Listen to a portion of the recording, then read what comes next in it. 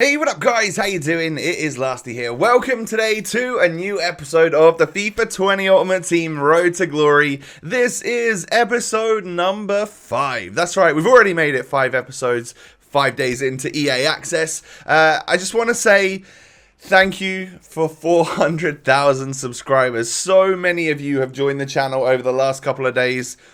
I'm so thankful, genuinely from the bottom of my heart. Thank you very much. You've been smashing it. We've been trending basically every day. Let's continue it. Smash a thumbs up on this video. Let's get like 5,000 likes on this episode. I'm sure you can do it. And of course, don't forget to subscribe if you are someone that's just checking out the Road to Glory. I've got so much more coming your way. There is no doubt about it. So, getting on into today's video then. In the end of the last one, I bought in for Marlin or Malin. I'm not sure how to pronounce it yet.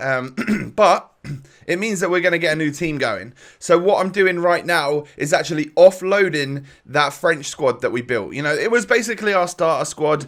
I didn't know whether we would progress and upgrade this team or wait until we found someone that we really wanted and then go ahead and build a completely different team. And that's basically how things are going.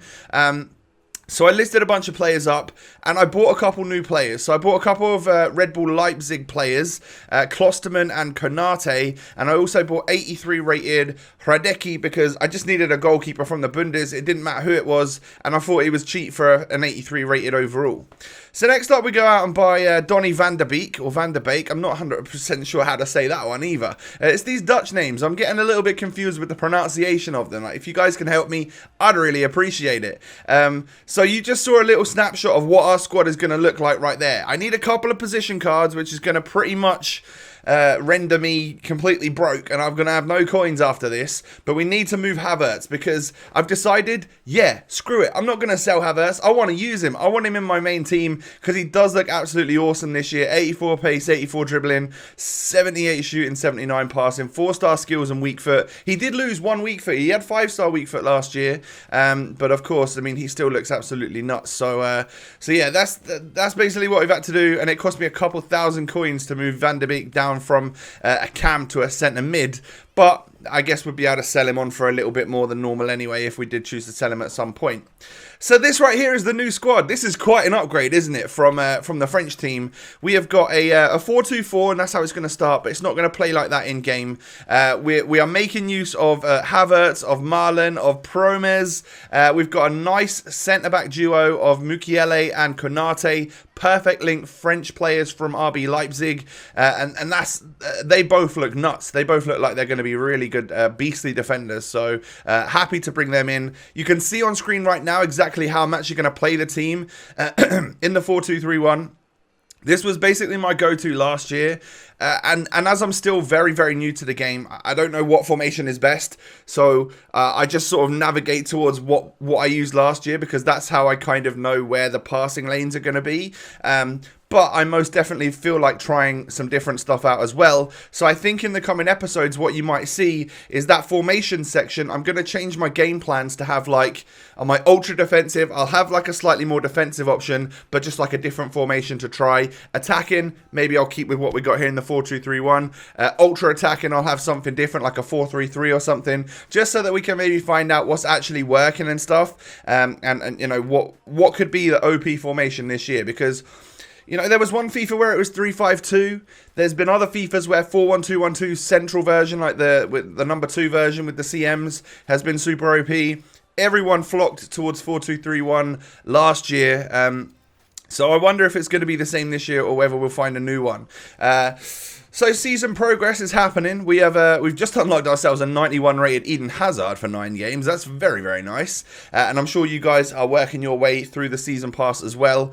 And then I thought, you know what, I need to sell some players. So I went through my club and tried to have a look for anyone that was worth a little bit more than they should be. I found that Abraham guy was worth like 4.5k. I'm guessing for some sort of League of Nation SBC or something. And then there were a couple of players that were worth a fair bit. So some of the French people sold. We're up to 8,000 coins again. Of course, Dembele sold right there, as you can just see, because I needed to get 8k because I wanted to buy my right winger. If you notice the squad that we put together there, I had a lone Jadon Sancho. Well, that's going to be all right for 7 games, but not much more than that. So I needed to buy a right winger. I can't afford Sancho. However, I can afford Bellarabi, and he gets that perfect link to Havertz. So should we ever want to change our centre midfielder, we would have a good link to Kai Havertz. So that works out for me. Bellarabi's got very, very good pace, decent dribbling, decent shooting and passing, to be fair, and 4-star skill moves. So I feel like that's a pretty good player to have, so that's who I went out and bought. And some of these players are way more expensive than I ever imagined them to be. Like paying around 8,000 coins for a Bellarabi just seems weird to me. It seems like the people that have been playing early access this week, a lot of them have shoved a load of FIFA points on so that they've got enough money to do stuff like this. Everyone's more expensive this year, and I wonder when that will turn, because a lot of the time the icons start off fairly cheap on early access and then just skyrocket, and then like the expensive players, the cheap expensive OP players, they start off expensive in early access and then they come down in price when there's more supply. So I guess once the Ultimate Edition and Champions Edition is out, a lot of them might start to come down in price. That means we're going to have to be really careful and watch out on our starting 11, because we've got a few players there which, if they start to decline in price, I would probably be better to just sell them, wait a little while, and then buy them back again afterwards, right? So that could potentially be something that we do. So I wouldn't get too hung up on this current squad that we've got. I aim for it to be my new team. I just wonder how long it will last for before like I need to sell someone, or before I maybe even want to upgrade someone or something like that.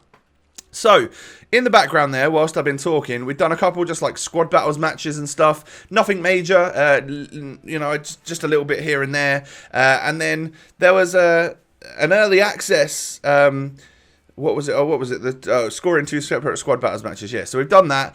We've got a couple things sold in the transfer list. We've done the daily objectives. All of these sorts of things are going to start adding up. We get a bunch of XP, and that's going to push us through in the season progress. Who's sold then? Bamba, Bruno, and Tuzart. They were just some players that I decided to list up. I've still got a bunch of gold players and silver and bronzes in my club that I haven't decided to stick on the market yet, because I maybe want to start moving down the route of doing some of the advanced SBCs. And if I sell all the players that I've got, then I'm going to have no loyalty, and that can be quite a useful thing for SBCs. So the next thing I did was, and something that I would recommend to you guys, is that in the early access, I think if you play one of your mates and then they just rage quit after you score a goal, you can get through that, win 3 online friendly matches really quick. It's just a way that you can get your XP faster, and it doesn't matter if you pause and rage quit in friendlies, because that doesn't go into your record. The only thing it might do is mess you up a little bit with the coin bonuses. So you might want to go out there and just play 3 online friendlies or whatever it is, so that you can get that XP. I, however, went a little bit of a quicker way and just played my mate a couple of times, and then we let each other get the victories and stuff. That's just another way to go. But of course, if you are, that's more for you guys that are maybe limited on time, I guess, on the early access. But then once the full game's out, go into online friendlies, just enjoy it, maybe try and learn the game a little bit, and that's going to work out nicely for you. So next up, division rivals. I want to play a couple games here, because we do still need to get our placement matches done, and I feel like at least we've now got a squad which I can confidently go into online matches with, and I want to see how we're going to get on. We won our very first match, and that was a close match, I'm pretty sure. Was it? I can't remember. I've actually forgotten. But we go into this match, and luckily we come up against someone who has a team like on our level, maybe not even quite as good as ours. So that was nice, because obviously at EA Access, I could have come up against one of the pros, or someone that's got like a crazy FIFA point spend team, and luckily we didn't get that. So I was quite thankful there. Trying to get into the lead in this very first game, I realised that I definitely kind of suck when it comes to the defending aspect side of the game. Going forwards, I'm not having that many shots, but the shots I'm taking seem to be flying into the back of the net. So I definitely take that, and like maybe I'm being fairly clinical, and I think once you earn once you earn yourself like a decent chance on this game to take the shot, a lot of the time you'll find that it goes in the back of the net if you take the correct shot type and all of that kind of stuff. Failing that, the ball will get saved by the goalkeeper, it'll get parried out, and you'll probably score the rebound, because that does seem to be a bit of an issue right now. And I wonder how many times that happens in this episode. I don't remember it happening a whole bunch. But take about Kai Havertz, so that goal right there. I flicked it up when I received the ball, and I think he's actually left-footed, right? Is his dominant foot the left foot? Like, if so, we've just scored an absolute battle with the 4-star weak foot of a player. Yeah, I just ran through and took the strike, and fair play, it's ended up rifling its way into the back of the net. Thank you very much, Havertz. We'll take a 2-0 lead. But then we concede a goal from this attack right here from my opponent. He whips it into the back stick, nods it inside, and Aouar somehow jumps over my player and scores a header at the near post. My goalkeeper doesn't get there. And that frustrated me a little bit. I just found that a bit of a weird goal to concede, especially since everyone's been saying headers are useless. So I needed to fix up a little bit, make sure that we didn't concede again, because I don't want to go into to drawing this match and then ended up losing this match. You know, I need this one to be, I need it to work out for me. I need to come away with a victory, right? We need to place ourselves in a higher division as possible. So it was good that he started rushing the goalkeeper there. I could just sort of finesse it around him there with Kai Havertz, go 3-1 up, restore our 2-goal lead, and we should be all good. You know, when you got that 2-goal cushion, I know that kickoff goals can happen, and eventually you end up, it's like the dangerous scoreline, isn't it, being a couple of goals up, but it does give you a little bit of breathing room. It means that you can change the style that you play. Maybe you do just hold that possession a little bit more. Maybe you don't necessarily try and build up as quick as before, because actually, if you hold the ball, time goes on a little bit, your 2-goal lead becomes, it almost feels like it gets bigger and bigger with the less time left in the game. So I get into the box here with Havertz, knock it into Jadon Sancho, and somehow score that goal.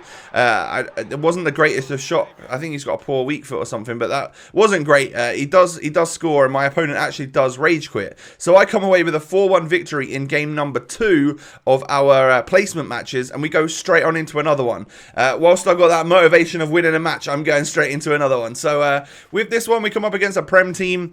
I find it a little odd that some people are building like starter Prem teams, because a lot of the players in that squad would cost a fair chunk of change, and they're not as good as maybe some of the players that I could have got from different leagues, or that they could have got from different leagues that are actually better. So it really is a case of the Prem is a very popular league. People absolutely love to play with it. So I don't know if it's the best time really to go ahead and build a Prem squad, unless of course you desperately want to get like Timu Pukki, and then you're going to need the Prem team to link around him, right? So, we go 1-0 down after some absolutely horrible defending from myself. I basically gifted my opponent a goal, but then we make up for it with what is my best goal on the road to glory so far. I flick the ball up, knock it over Havertz's own chest, like just knock it over his head, twist around, spin around, and then volley into the back of the net. That's a beautiful goal. Try and defend that one, because you ain't getting near it. And we get our equaliser there. It's so good that I have to show you the replay. And I meant every part of that as well, because I noticed and I remember from the capture event that volleys may still be a little bit powerful.